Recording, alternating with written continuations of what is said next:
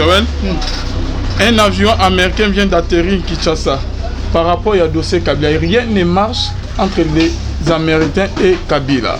Maître Joël, qu'est-ce qui ne va pas au juste? Bon, les Américains, puisque balingi ko aider intérêt na biso to bazoya pona ba intérêt na bango ba présence na bango moko na Congo. Ezo pesa on dirait zo bangisa bandero ya FCC moi mingi. Ça le fait trembler du point de vue à faire kili na ba contrat caché qu'ils ont eu à faire avec eux. Ceux qui Américains baillent pour des raisons que moi je ne connais pas, je ne sais pas comment commenter. Ceux qui baillent pour la nature d'enquête, mais ça énerve. Pour Fatou, maman. Arrestation est-ce que c'est possible? Même si je n'approuve pas, je n'approuve pas la politique des gens de Kabila, mais ça ne change pas que les gens qui sont FCC sont des Congolais. Amérique, on ne peut pas enquêter pour les Américains, un avion pour un Congolais puisqu'ils sont des Américains. Ça se joue avec nous. Là maintenant tu es pour Kabila, maître. Je suis pour le Congo. Pour le Congo. Pourquoi vous avez arrestation? Moi j'aime que Kabila soit arrêté par un juge congolais. S'il sera arrêté, oui, qu'il réponde ici devant les Congolais. Pas Nyokoline pas Congolais. À gérer ma bande de Congo. Pas que ça me soit les États-Unis. À Sambawate. Ce qui a kokanga masambao. Ce qui a répondre na misala na a répondre dibosa ba Congolais to ko mona nen caméra a ko répondre pas moyibi na e. Il pas répondre na caméra pas na moyibi, il pas répondre ici. Pourquoi les Américains? Pourquoi l'Europe? Moi je suis pas d'accord. Même tant bakanga kambemba, moi personnellement je n'ai jamais été d'accord que les Congolais soient jugés kuna et tout ça. Non. Que notre justice devienne compétente et capable de juger Congolais nyonso awa. Ok, makalo obeti 20 ans na lokwa baninga obeti yangwao. Obeti no 1 mois lokwa baninga obeti yangwao. Ozongi soko zongi sala ba Congolais ozongi siawa. C'est ça que nous voulons. Et ça t'es d'accord tel Kabila. Je suis tshisekidiste, nationaliste sur le Congo qui est mon grand patrimoine. Et tous les Congolais où qu'ils soient, au moins les FCC et là que zo ko buma bango ba s'accrocher ainsi mais je suis à 18 ans ba ko banga soki justice est comme ndenge ko kende wana en tout cas et ko zala milelo na milelo ne ba luka ko s'accrocher wana pour survivre. Mais le président de la République ne fait pas chasse à l'homme. Tous ceux qui sont poursuivis, on est en train de chercher des circuits où ça a été mis solo ya mboka. Au batinda ba futa ba armée zambienne, au batinda kango passeport, boko soma passeport et kena Émirats Arabes Unis, mbongo kota na ba compte congolais, kena Panama Papers. C'est cet argent là doit revenir pour que le Congo fonctionne. Shalom, shalom, bien-aimés dans les seigneurs. Et mbote na bino nyons tubozo la nabiso de partout. Boye malam na émission na bino rien que la vérité. Et si ka bonzambe et kita na loye mona malope na misalo lo bonzambe et kita na loye moteme na maloba. Simana to ya koloba ke lola ezo futa biso bien-aimés dans les seigneurs. Merci na bande nyons tuba soutenir vraiment émission yo. Là on a moni pasteur Fezamisi depuis Zurich et la bouche autorisée de l'Éternel. Pe na filo muko ya motema bivin c'est domo depuis Londres. Ma maman Gisèle Louke, le motema papa Emmanuel na Boston, pe na frère et papi Congé na bien-aimé dans les saints. Toujours na cadre ko informer bino. Tozongi ici ndeko o ke bobenga kiminyo bo sepelana e makasi mwana mboka ndeko Joël kitenge maître tozana e wana mbote papa. Mbote papa Alvin, mbote na batinyoso ya la voix céleste. Merci mingi na ba mingi basepela kolanda biso mikolo na mikolo nzamba pambola bango. Ok, maître Joël isolé ça c'est mon quoi. Tokota déjà na mozindo ya émission na biso. Retour ya sénateur Avi maître Joël na retour ya parlement zongi tomoni sénateur Avi monsieur Joseph Kabila azongi omonak buluye ke o esalamaki na parlement réaction non ekoza ndeni par rapport ya retour na kati ya scène politique maître Joël Kitenge. Non événement, scène politique, est-ce qu'il y a Lungwa scène politique? C'est un non événement. Ah bon? À Lungwa scène politique, non. À Lungwa scène politique, c'est à Lungwa présidence et la République démocratique du Congo. Ça dit pour ça la politique, il faut que ça soit président. À ça sénateur, à Lungwa politique colonie. Azara ba député, baza kuna na parlement, baza majorité pas na premier ministre azai pas nae. Bakenda ka réunion pas na kingati mikronyo somona kalunga politique mkoloni. Tango anyolo sa bango molongo bonta babo nyama kuna bakota na kingati pombona kata lungwa politique. Batu nyoso bakomba ministre na ba ADG na kana ina na pona bango. Kalunga politique mkoloni. Moi, pourquoi Kabila Azeli, Parlement est installé depuis décembre 2018. Une année et 9 mois. Azoya ko siège te ala ki poani. C'est ça des questions que je me pose. Parlement essaie banda, yazoya ko banda parlement lelo en retard.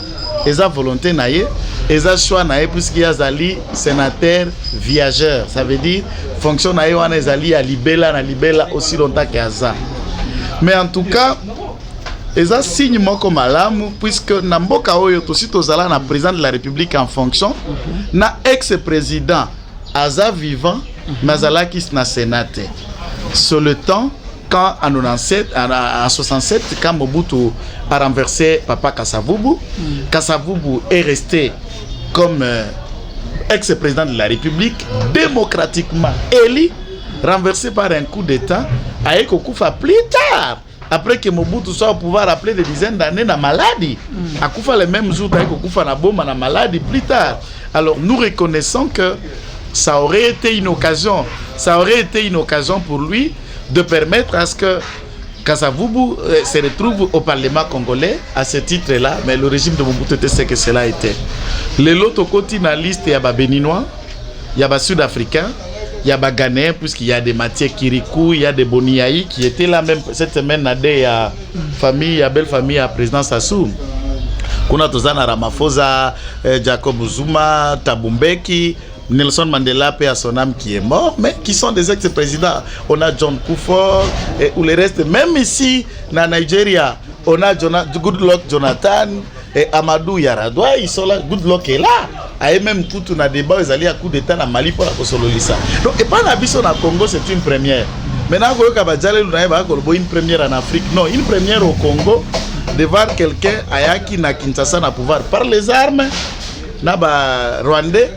Et si Rwandais, les élections de 2006 ont essayé à donner un sens dans ces pouvoirs sanguinaires des armes et de tueries, conséquences na Est Lelo, héritage Afdel et allié et héritier. Tango Tolungo ce qu'on a loko wana. 2011, Lelo Alungo a vendu, pas un parlement. Ça li kamomoko ya esengo pour Lelo aye ko confirmer que ala sous ambition comme présidente. Puisque Mibeko lobi boy, sénateur à vite fonction en viageur na lingala na ko benga yango te sadi fonction kozala ya bomo imobimba. Eza incompatible na responsabilité nyos. Soko comme sénateur à vie ko comme sous président ko comme lokola andimi ko siéger, il ne peut plus renoncer à Tikali Libela na Moussala wana. Donc il ne peut plus devenir président. Que l'or moko ça s'annonce mal maître Joël. Non, il n'y a rien que ça on a caché ou comment. Mais c'est comme si capitaine Yemoko a vu makamna maboko. Donc ce qu'on moni net ata mamba vitara naimana. Ce moni pendant mort et mort andima kota na terre ça dit match ça bien. C'est clair. Ce moni mort li asalisa mubela asalisa Jean-Marc Makusu atia mais Yemoko alati vareza. Oui, déjà que match ici là on doit rouge. Puisque à la liste il y a joueur était moral vite dans table rouge. Donc Kabila a signé rouge na politique en acceptant à siéger dans le Sénat Lelo. Ce qui est en Lelo que ça que se préparer, nous disons exactement sur la politique. Tous les états-majors politiques baza na droit ya kokanisa ndeko na lobaka ngo chaque jour baza libre ya kobongisa mabongisi songolo bakanisa puisque politique ba gâteau ya lite biso pe na ngambo na biso na kashi tozo kokanisa ti tozo ko manyola mene ya mwe leso yo Kabila sali alakisi na ba congolais misuso balekaki ba député baboyi ko siéger lokola nani député ya Lukunga honorable Martin Fayulu, na député à Kikwiti, honorable Adolphe Mouzitu. Il les a montré qu'on peut servir le pays même à tous la présidente. Pourquoi ça on a parlement, il y a Monique et Bongane Silaki. Il y a Morando Lobake, sort dans la constitution, c'est scellé yango.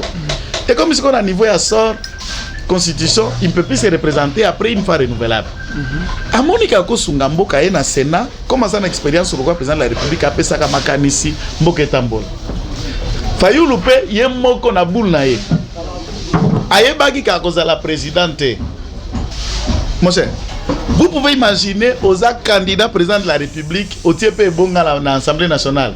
candidat président le candidat nani député national puisque yembo ala kisa biso ki boro esimbite na okota ngata kotosko moko esimbi zo yenga libanda kuna na badance na bapa na ba tribune partout tout ça olia ko sala muka musique viens au parlement yaka kanisa mibeko loboko lobalakati awa muzitu memema zonga na parlement Kabila les a montré qu'on peut servir le pays même en étant un élu na katia parlement et nous disons félicitations et pas à Kabila ayaki bien alati kitoko sapato ya kitoko atezalaki mobondo.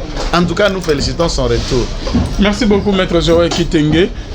Réaction par rapport à la rencontre ya président Sassou na Kabila bakutanaki na ebite so yebi bakutanaki arrivé na ya Sassou à part obseko ayelaki balobi ke ils ont annoncé lokomoko yo mondeni ke koya na matanga aluke lo mo a créé que bakutana Kabila na Fati arrivé na ya au mondeni présence na mais d'avance d'abord il faut que batuba ko landanga na Brazzaville na Afrique ba que Sassou n'a pas de leçon à copier sa Kabila na Félix hein. Comment ça il n'est pas même pas un modèle. Mais pourquoi non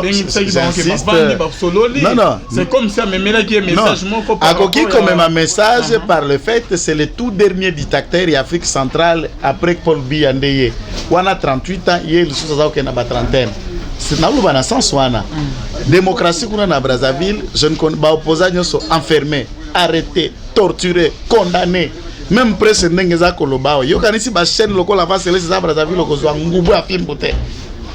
Il n'a pas de leçon à copier ça la Kabila na Félix te mais lokola tata mobimbo anganzami na pouvoir yé pa luka ko kendete il peut avoir des idées ya koyebisa mwana mboka Kabila to ya koyebisa mwana mboka Félix la manière dont il faut gérer peut koyebisa mwana Kabila bazio batunae ba ko sala ba lieutenant nae e ko coûter cher puisque vie ya Kabila ezana maboko ya Félix kobika nae kokota na makala na chambre na tikela e toko za la libanda place azali kuna na kingatani na kingatoko so na kingana na kingasani plus wana ezo dépendre na Félix Tshisekedi plus d'énervement comme ba lieutenant nae ba qu'est-ce qu'on appelle Wilanya oya au accord le pays monsieur Wilanya est géré par la loi par la volonté du constituant et la constitution est règle au bâtier pour le fonctionnement d'un état. Mibeko lobi accord ezali légalement concret ezali mibeko pona bato bakangaki yango neko nemi président Félix azalaki na président IDPS asala ba accord na Fayulu na Mbemba na Katumbi na Suisse e kanga biso te elia mutu moko te pe ko etikala accord ya Félix na batu na ye to boya yango pe to tikala ko ndima yango te to boya mesala e président. Si vous prétendez faire allusion d'un accord fantôme inexistant de coquilles vides, sachez que ça ne va lier ni le Congo, ni Bisso Base, ni l'IDPS, ni parti moko allié à l'IDPS. Donc on les a fantasmes, boluka ko se pesa Kabila pour mesana koko saye. Dites à monsieur Kabila que place na yo yangwa no koti papa ozere mboka. Pesa ka mayele na ba sénateur pour aujourd'hui ki ba question belo ozala mbila. Outi mbila, oyeko vana politique. Makambo ebele mono ko aider Sénat et fonctionner en attendant biso peuple to se prononcer na mikolo ko ya na référendum pour la suppression à Sénat puisque pour la biso to na mbongo tende ko na mboko je parle pas de l'IDPS mbongo batiaka pour la bafuta ba sénateur na fonctionnement à Sénat c'est grave tu sais que les députés provinciaux basali 10e mois en paiement yangoyo na ba assemblée provinciale je vous dis fonctionnement de l'institution est accolé à quasi totalité à budget. Et il y a lié que nous regardons en face de Mitouna Lelo. Est-ce qu'avons-nous besoin d'un Sénat à part l'Assemblée nationale? Ce sont des questions utiles. Et si nous supprimons le Sénat, il faut changer cette loi pour dire que Kabila devient un député à vie au lieu de sénateur pour Sénat aux Alalisous. En attendant de supprimer le Sénat, il peut rester là pour contribuer pour le pays. Merci beaucoup, maître Joël Ponama. Est-ce que vous avez dit que Alexis Tamouamagnon soit d'accord dans Maramozoloba? En tout cas, tant que vous avez dit Alexis Tamouamba, Aza papa moko, na habité ni la caille na vie. De quoi le film? Vous imaginez au Tangi, Ngaï na Yebio, ok université pour parce que les gens pensent sommes pas que ça l'internet les journalistes internet on a l'impression de dire mutumo we baloko ta ça l'internet n'oubliant que tu as un diplôme de licence nengo vandiwa nenga la telema pe ngape na tangi ngai vous président du Sénat télémine à rentrée parlementaire au lobby Boye. Voilà, aujourd'hui, on a répété, l'internet a donné pouvoir et possibilité même aux imbéciles d'inciter les gens. Vous attendez ça? Voilà, quand vous citez ces noms, mais pourquoi papa Oyovi na enyo Suzaka Mafinga? Bijungoya, ye. Afinga ba journaliste, ba minable, ba pauvre à l'époque, ye. Akamata ba magistrat, finga bango ba 3V au veste, nani voyage, véhicule. Pourquoi Tata Motundo yo Ndoye Bisayako il pèse où? Puisque Tambwe Mamba na 2006 na kafiage wala na casquette ya RCD à l'écaka député. Na 2011 Kindu Babambaye Mabanga do ba vota été. Na 2018 akela députation Babambie Mabanga do 0 ana base té. Oyebi ke Tambamba za mtape perdete. Ah bon? Oui, il a son propre parti politique ça sonne à 3 ou 8 personnes. Nana koya na parti on va na parti Tata Afingaka. On va na nende. Arrogant, qu'est-ce que Tambamba va changer? Vous pensez que si les Congolais décident par référendum, comme le Sénégal en a fait pour supprimer le Sénat, pour Monique Mbongo et Kendekuna Pamba, et Tambamba qui va nous y opposer ou quelqu'un d'autre, et nous dépendons de lui. Et Tambamba, depuis les Zaïre jusqu'à ce jour, il est un modèle pour qui? Depuis les Zaïre. Pour qui il est un modèle? En tout cas, soyons un peu humbles, un moko tanga kabakombo mususo kosukisa. Pourquoi tanga ta Gilo Andote? Pour appeler sénateur FCC à Fondation Vidal. Autant ta Gilo, non, comprendre que c'est un avocat, il monte, il est jeune, il a des signatures, ok, partout au côté de Bilo qu'on est à côté. Pourquoi tanga ta Gilo Andote? Ton maître, comment il s'appelle? Maître Jimmy Galas. Jimmy Galas. Mangala Luka. Pourquoi Baki Kotinda ta Jimmy Galas a remplacé Kokoyo, Papa Ilunga? Est-ce que Congo a besoin de appeler même ministre Kokoba Rajwana? Papa Ilunga. Vous imaginez, t'as le salaire de la matata, t'as le salaire de la musique à la Moïbi, mais t'as le salaire de la musique dans la premier ministre. T'as le salaire de la Sami Badibang, t'as le salaire de la Moussou, en tout cas, t'as quoi avec Zonga Gène, papa Bari Chibala, avec Zonga Gène, d'autres Zongingebungebu. Mais ok, Kamata Moka Oyo Naba, pression sociale au Ezali, ou Kamati Koko, amorti déjà par le poids de l'âge, vous pouvez ser premier ministre, pardon quand même. Moi je plaide pour que Papa Lunga Kende, Jimmy Ngala c'est premier ministre, Serge Kadima est premier ministre, t'as Patrick Bekon est premier ministre. Pourquoi ils ont besoin de Yamakila Monsoussou, des gens qui réfléchissent autre chose. Si lui Kabila a 29 ans, il a essayé à réunir Congo au sein du gouvernement 1+4. Il a essayé de réussir au Salami en 2006, 2011 élection Salami, 2018 élection Salami. Il n'a même pas 50 ans.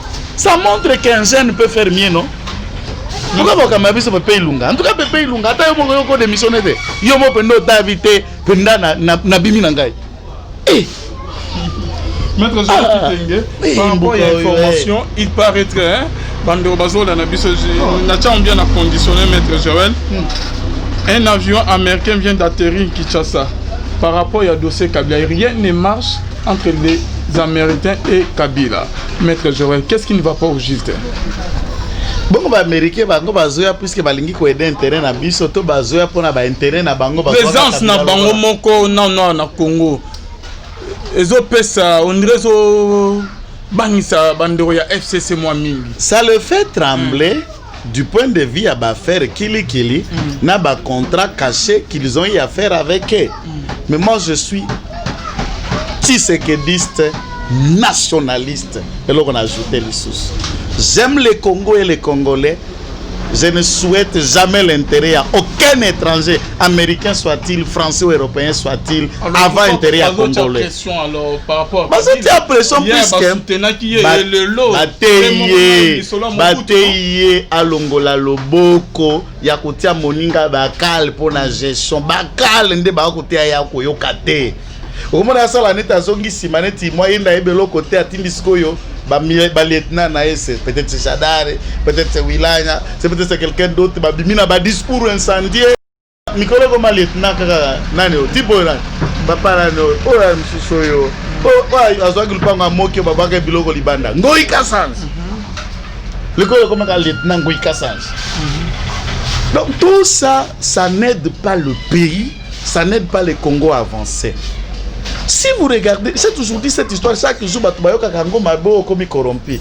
quand vous lisez bien l'esprit de Kabila, vous sentez au fond de lui-même, il n'est pas à 100% un homme mauvais. Maintenant, à Sandaz à la Ganangwe, pas bateau basé par la bateau bazinga keka pour la intimider. Kofuka misabango ba mbata denga bando zibola bango la kingakati ba punition, mais pour les sanctionner tango bali miyibi, tango bali ba détourner, tango apêcher aux responsabilités au kokako salate, c'est la chose où Eboma Kabila laxisme na impunité. Ce qui va américain bailler pour des raisons que moi je ne connais pas, je ne sais pas comment commenter. Ce qui va pour la nature d'enquête, mais ça énerve. Pour Fatou, maman. Arrestation est-ce que c'est possible? Même si je n'approuve pas, Kabila, je n'approuve pas la politique des gens de Kabila, mais ça ne change pas que les gens qui sont FCC sont des Congolais. Amérique, Fatou Ben Souda a lobby boye. Ba enquêter pour la exercition il y a armée israélienne na bande de Gaza pour la bombing. Ba enquêter pour la makambo Amérique sali wapi en Afghanistan. Vous imaginez que le gouvernement américain est gelé ba avoir ya Fatou Ben Souda procureur ya CPI ba gérer bilo connaît ba boeli visa na ba personnel l'autre ya nani ya Alaé. Il y a Cour pénale internationale. Pourquoi? Puisque Balingi va enquêter contre les personnels américains. Et vous pensez qu'on ne peut pas enquêter pour les Américains? Bango va en avion pour Bakanga un Congolais puisqu'ils sont des Américains. Ça se joue avec nous. Là maintenant tu es pour Kabila mettre. Je suis pour le Congo. Pour le Congo. Pourquoi vous avez arrestation? Moi j'aime que Kabila soit arrêté par un juge congolais. S'il sera arrêté.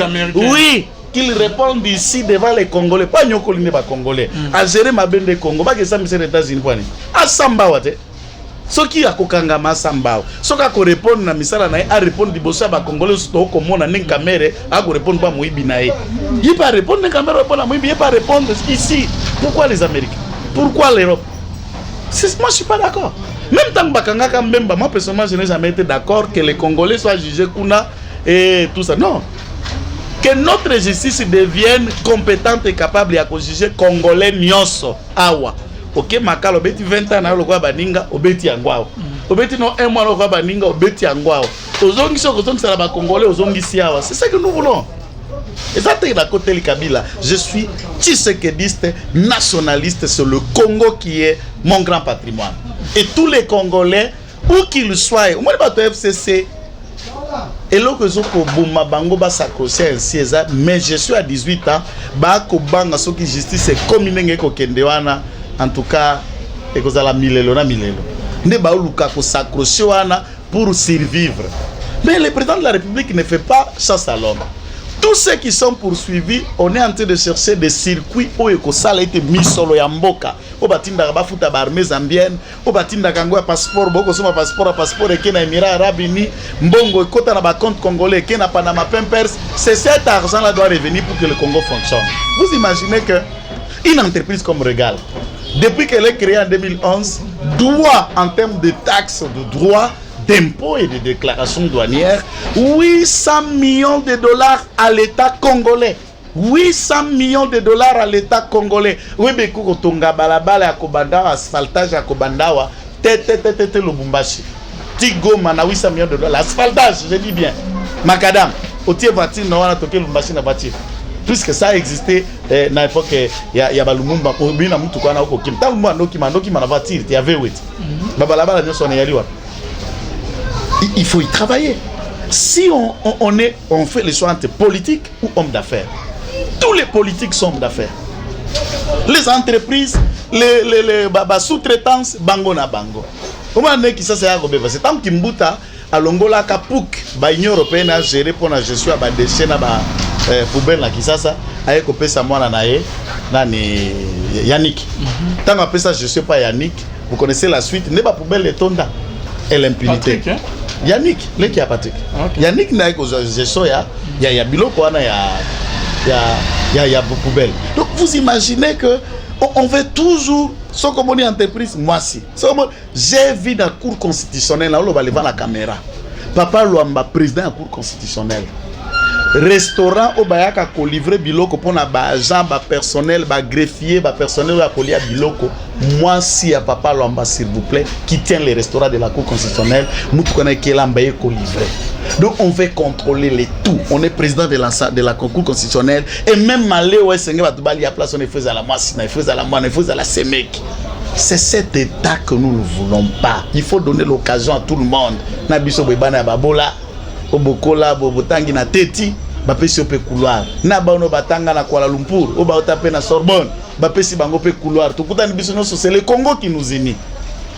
Vous comprenez? Il faut donner la chance et la possibilité à tout le monde. Et nous attendons du président de la République ce genre de choses. Merci beaucoup, Maître Joël. Mais Maître Joël, par rapport à Yannick Moussou, au Pekezo, Tina Bandero, il y a UDPS, Bandero Moussou, politicien, Sidika, Bazoumon en clarté. C'est comme si Bandero, il y a FCC, Baza trop sûr. Koyo, papa Alexis Tamouma, Malobi, et l'autre, Kabila, Okene, États-Unis, Rozo, Rangana, Wichipoto, est-ce que Bassaninga et l'autre, Nazana, Kinisuko, assurance, ou un Maître Joël, na arrogance, ou un Ozomon. Moi je crois, si ils ont peur que des États-Unis n'aient des sanctions américaines, je vais les rappeler, ils doivent avoir peur, il y a des Congolais. C'est là où j'insiste beaucoup. Et là où par rapport à la justice, oui, qui ngana sala non émission otuna nga mtuna bi maître bozoko keloko te déjà aux frères miye wana bozoko kate tunda boy nemi apeki saza wapi amakala te à côté de la chambre on a tiré la tête. Donc au Comona, peu importe la longueur de la nuit, on ne défie pas un peuple ou un État. Et le peuple a un commandant, c'est Félix Tshisekedi. Attention avec certains propos, attention avec certains discours, ça ne risque d'énerver les sensibilités, les esprits, et ça peut tourner mal pour certains états-majors politiques. Il faut que biso na biso to sala ba retenir na ba propos na biso to eba ni ne sengeli to loba ni ne sengeli to tenir te, puisque ero komi kuta na 4000 locaux la yo moko na yo, c'est tes enfants, c'est ta famille qui vont en pâtir et Kabila wa bimisote. Puisque la preuve elle est là. Le camp de Kabila, des gens qui sont déjà arrêtés, qui ont été des problèmes avec la justice, je n'ai pas vu comment Kabila a briqué ces banques. Donc, ce qui est nyati tambemam, et nyata mina, kuto nyata nani, mais l'autre là, c'est qui, professeur, malheureusement pas. Pour na tout les qui n'a pas charge horaire n'a été né wilaya. Mais na moni charge horaire à côté qui s'attend. Donc, Néhémie Wilanya et les autres doivent apprendre Shaddai avec beaucoup d'humilité dans leurs propos, dans leurs sorties, avec beaucoup de respect. En politique, tous les coups sont permis. Ne pensez pas que avoir cette majorité, bénédiction, Madi Ininanga, Madi In Ubulu Kilomba, vous donne le monopole de tout. Ils doivent faire beaucoup de retenue. Maître Joël Kitenge, qu'est-ce que Joseph Kabila Kabange prépare avec John Numbi, Oyo a commis général sans fonction, Maître Joël Kitenge. Et là, on y va préparer Bangomi Balé. En tout cas, on a des questions à Kotuna Kabila, il y a Kotuna Numbi, il y a Kotuna Batuna Bango Moussouswana. Qu'est-ce qu'il prépare? Mais nous sommes au courant de tout. Pour les raisons sécuritaires, tout ça la politique, tout ça peut on ne peut pas étaler tout ici. Mais nous sommes suffisamment équipés. Les hommes de cet homme Otukotanga ont perpétré un braquage hier à Carrefour, en pleine ville de Lubumbashi, na Western Union, na Carrefour, place bâtiment administratif ya Inilou Ezali, et Western Ezali, place na Carrefour, en pleine 14h na Bakou. Un major connu comme son proche, un capitaine connu comme son proche, tous les noms et les rapports en hiérarchie et le service, il y a auditorat militaire, auditorat supérieur à Lubumbashi est en train de faire tout mis en œuvre pour mettre la main sur ces éléments contrôlés par ces derniers. Nous avons tous les rapports. Ferme on a ba réunion, on a ba rapport militaire au bazak okuta na kuna na ferme ya Numbi et nous lui disons que c'est déjà avorté. Projet na Bangouane est déjà morné. Comment Maître Joël Kitenge, des députés du Katanga dénoncent l'incursion des hommes armés dans la ferme du général John Numbi, Maître Joël. Je ne comprends pas. Il y a plus de 80 militaires bien armés. Il y a des armes, peut-être un général sans fonction, Maître Joël. préparer leur mot ou comment, Maître Joël? Si ces informations s'avèrent être vraies, député à Katanga, Kokis Katanga Batu Koloba, nous en appelons à l'auditorat général et pas à général Mukuntu de se saisir de la question très vite. Conseil supérieur de la sécurité. Ministre de la Défense. Non, Conseil supérieur d'abord de la sécurité. Ministre de la Défense, originaire à Katanga, professeur Mukena, de s'en saisir de la question et nous voulons clair. Numbi ne peut pas être au-dessus puisqu'il est devenu général par la volonté de Kabila. Il n'a jamais été fruit d'une académie militaire. Ah bon? Non. C'est un civil à Giferi. Alors, il ne peut pas devenir au-dessus de la mêlée et il peut être réprimé comme il peut être réprimé. Je le dis, je pèse mes mots. Et nous attendons l'auditorat de tout faire. Si ces éléments s'avèrent être vrais, en tout cas, il est en train de jouer avec le feu. Il est en train de jouer avec le feu. Le Congo n'a plus cette logique-là de prise de pouvoir par les armes. Pourquoi ils vont venir avec les armes? Pour faire quoi que Kabila n'a pas su faire avec à l'époque? C'est ça le drame. Pourquoi il a une armée par Maître Joël? Mais ce sont des enquêtes que moi je crois que l'auditorat va nous le dire. Si ces éléments sont vrais, nous allons vérifier dans nos sources qui sont très très bien implantées au Katanga. Alors ils vont nous le dire. Et je voulais placer un mot, laisser sans interprétation. Naambia mtu wote wa kukataka. Mtu wote unakutanisha mahali popote. Katanga ni yetu, ni yako, ni yangu. Msiache mtu ingawa jina yake nani. Jua kuharibisha Katanga puisque iko na mawazo yake mwa fulani. Dénoncer et faites connaître ces projets, c'est ce que nous voulons. Merci beaucoup, Maître Joël Kitenge Bandeko. Il paraîtrait que Maître Joël, qu'est-ce que mais nous courons derrière le temps. Maître Joël, par rapport il y a maloba ba propos propos ya Janine Mabunda oya lobi que il faut pas respecter na ba insulto yo ba meka un peu ko finga yo moninde quand même que cette fois-ci ameka un peu ko modérer langage na te aloba qui bien en tout cas cette fois-ci bravo na maman Mabunda maman belle-sœur bravo to ndimi yango puisque ça moi c'est quand même un professeur Moudjaï donc c'est quelqu'un qui vit avec les Kassaya et une épouse de Kassaya. Autant que coordinateur à la Mouka, il n'est pas un beau-frère. Ils ont un problème, il y a gravité. Et j'en appelle à tous les communicateurs que tout ça, la débat d'idées. Surtout que maman Bundate à Tambomamba. Tambomamba, nous connaissons les Kikofinga Mingi. Aïbi Koto Sabatute. Tata Moutine doit nous avoir un langage facile. Na comprendre raté. École intouchable. Non, non, école est des alaka ya Kopola. École est à Tata, on est à Kokoso. Et puis mingi bano bakola kana maboka bakoko bala na ba problème hein na ebita so ka kole ba koko to ndengeni to sala musala to longola mafinga Congo est gagné koleka makambu nyonso. Merci beaucoup, Maître Joël Kitenge. Tu commis dans souka ya émission na biso. Lilo banin oko lobana bayimboka o balanda du début jusqu'à la fin. Tout résumé nous ko sera par point émission lelo. Moi j'insiste sur les capitaines et les majors au bas qu'on travaille na Demia pe à Lubumbashi qui sont gérés et ils sont les intouchables à Lubumbashi, ils sèment la roi et la terreur. C'est le capitaine de la côte na agence il y a Western Union à Sengi soki bazana mbongo liquidité à retirer $50,000 batinde lié bana bandimi $50,000 ezali à Bini Libanda 2 minutes les dômes à uniforme et sans uniforme bakoti ba braqué bazuka mbongo wana. Ah bon? Et il est connu.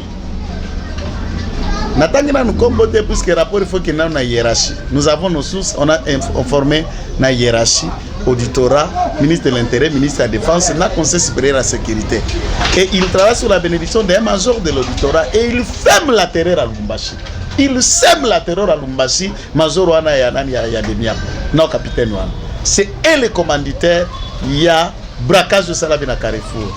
Nous en appelons à tout le soir de collaborer, d'aider que l'insécurité cesse à Kinshasa, qui cesse partout dans Baket, dans les Akosserma à Lubumbashi. C'est inacceptable.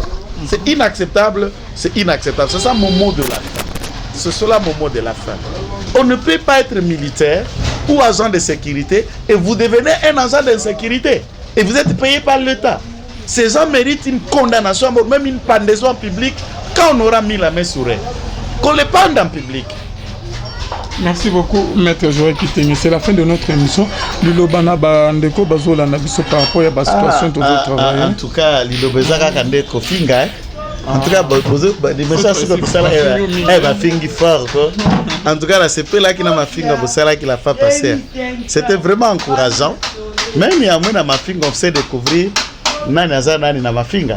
Moi, je viens donner mes idées. Tu n'es pas obligé d'être d'accord avec moi. Je ne viens pas chercher votre sympathie. C'est mon devoir de parler, de réveiller, de s'adresser aux uns aux autres. Donc, continuez vos insultes dans la nature. Moi, j'appelle à tous ceux qui croient au Congo. Faites confiance au président de la République. Faites confiance au gouvernement congolais. Et travaillons pour l'unité du Congo et pour son développement. Maître Joël Kitenge, on soutient jusqu'à présent pour le plateau. Attendre le mois Benyazate. $5. Il dit être patron. Il dit être patron à Beni, mais depuis au lobby peut agir. Si quelqu'un qui m'a appelé hier d'Allemagne, il a promis d'appeler le soir, il ne l'a pas fait. Nous voulons juste pour travailler et pour vous aider à vous informer dans la source. Tous à la révélation sécuritaire à ma case. Tant que vous avez l'émission en plein air, nous devons exposer bisomoko. Mboka la biso démocratie et côté. Mais badongolo miso balingaka vérité te. Chaque jour ils nous pourchassent. Nous devons être dans l'abri place de tourner la mission na biso sika kokangama. Nous avons besoin de votre aide. Nous en appelons encore de tous nos vœux, tous les Congolais de bonne volonté ici au pays et ailleurs. Vous pouvez nous aider avec votre $1, $5, $10 et au-delà même de vos moyens que vous en avez, une caméra très sophistiquée, une table de mixeur, des ordinateurs portables, le matériel qui permet la chaise du bureau. Nous avons besoin de ces choses pour fonctionner. Que le Seigneur vous bénisse et vous pouvez appeler dans nos numéros qui seront affichés au numéro à Maître Joël. Dans le numéro, il y a Alvin Béa. Tout le numéro Céleste, vous pouvez faire. Que le Seigneur notre Dieu vous bénisse. Merci beaucoup, Maître Joël, d'être venu. Merci à la réunion sur Balanda et Bisson en nord du Kamania, Zesina Caméra, Pétion, Bonzambe, Nabonzambe, Lola, Ezo Fotasi, Manon, Toya, Rolobake, Nzama, Boto, Kwaiwak, Naman, Sazo, Bisson, les mains ne triomphent jamais. On se retrouve à la prochaine. Bye.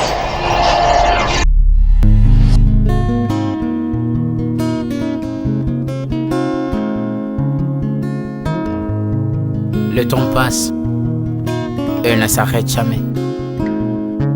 Alors réveille-toi mon ami.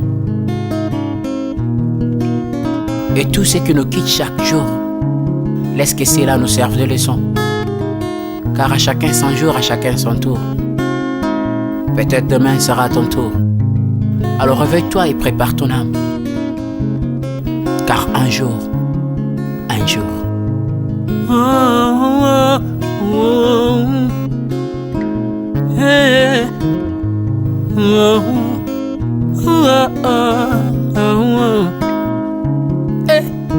Le temps passe, le jour s'envole, s'en va si vite sans laisser de traces. Hey. Comment faire pour l'arrêter, car il nous amène vers le jour de départ. Yeah. Tout c'est fort avant nous, on peut l'arrêter. Il s'en va sans arrêt, sans pitié, ni nous laisse le temps de faire nos bagages, que de tout mener. Le temps passe, le jour s'envole, s'en va si vite sans laisser de traces. Comment faire pour l'arrêter, car il nous amène vers le jour de repas. Tous ces forts avant nous n'ont pu l'arrêter. Il s'en va sans arrêt, sans pitié, ni nous laisse le temps de faire nos bagages et de tout amener. Il s'en va seul sans nous. Faut mieux perdre tout plutôt que de perdre son âme. À quoi bon tout gagner, mais sera que vanité. À quoi bon tout gagner, perdre son âme si l'on est censé de tout laisser. Moninga, verser le sang de l'autre, demain sera le tour, tu seras seul comme dans un miroir. À quoi bon tout tout gagner, perdre son âme sur l'on est censé de tout laisser. Moninga verser le sang de l'autre, demain sera le tour qui sera seul, comme dans un miroir, où tu rendras compte devant le Seigneur toute ta vie sur terre. Après avoir tout gagné, l'on s'en va seul, sans rien amener. Moninga, faut me perdre tout plutôt que de perdre son âme. À quoi bon tout gagner, demain sera que vanité. Vanité, faut me perdre tout plutôt que de perdre son âme. Perdre son âme, perdre son âme. À quoi bon tout gagner, demain sera que vanité. Moninga, Moninga, Moninga, Moninga, tala tango ekoleka. Moninga, Moninga, tala bato bako kende. Okosala lolendo na mokili okanisi mokili yango yayo, tala bato bako leka. Tango ekomema ngai, tango ekomema, tango ekotika moto te. Bakulutu bayakala basi bakende. Moninga, tala tango ekomema. Papi Charles Mombaya si akenda kala. Otango otango eza komema. Ya Marie si akenda Misa Mungolo tala tango ebebi Papa de baba si akenda kala. Tango tango eza koleka. Ale moloto si akenda kala. Potango otango eza koleka. Ata Mobutu sese kokukungwendo wazabanga asi akenda kala. Tango eza koleka. Uze Laurent Désiré Kabila akenda kala. Tango eza koleka. Tango ekotika moto te, tango ebangaka mokolo te.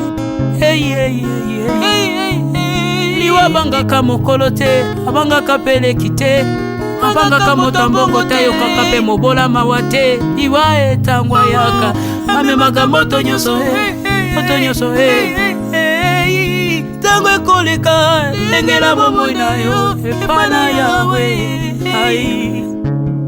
Tango ekomema lengela bomoi na yo, mokolo na yo ekoya okokende ndenge nini. Le temps passe, ne s'arrête jamais. Le temps passe. Moninga, Moninga, Moninga, tala tango ekomema. Moninga, Moninga, tala tango ekoleka. Moninga, Moninga, Moninga, tala tango ekomema. Moninga, Moninga, tala tango ekomema. Tango ekotika moto te. Lengela bomoi na yo, tala bato bakokende. Osala ndenge nini okotikala ebende te, okotikala ebende. Le temps passe, ne s'arrête jamais. Le temps passe, ne pardonne jamais. Le temps passe, ne s'arrête jamais. Lengela bomoi. Moninga,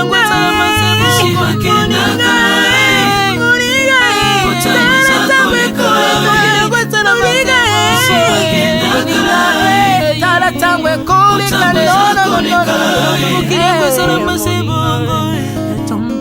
Ekolo nyonso bato bakokende. Tango eza koleka. Nalela mpona nini nalela mpona nini. Tango eza koleka.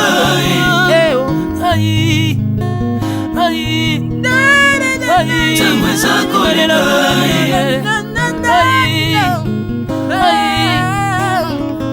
Tango eza koleka. Le temps passe. Oh, Alvin et Béa, tala tango ekoleka. Tala tango ekoleka. Nabongisa bomona nga mpona nini. Bato bakokende biloko nyonso ekoleka. Nalela tina nini. Natangisa makila na boma bato mpona nini. Soki nyonso ekoleka. Un jour nabanga kufa mpona nini. Soki naza putulu ya pamba mokolo ezali na koleka, le temps passe.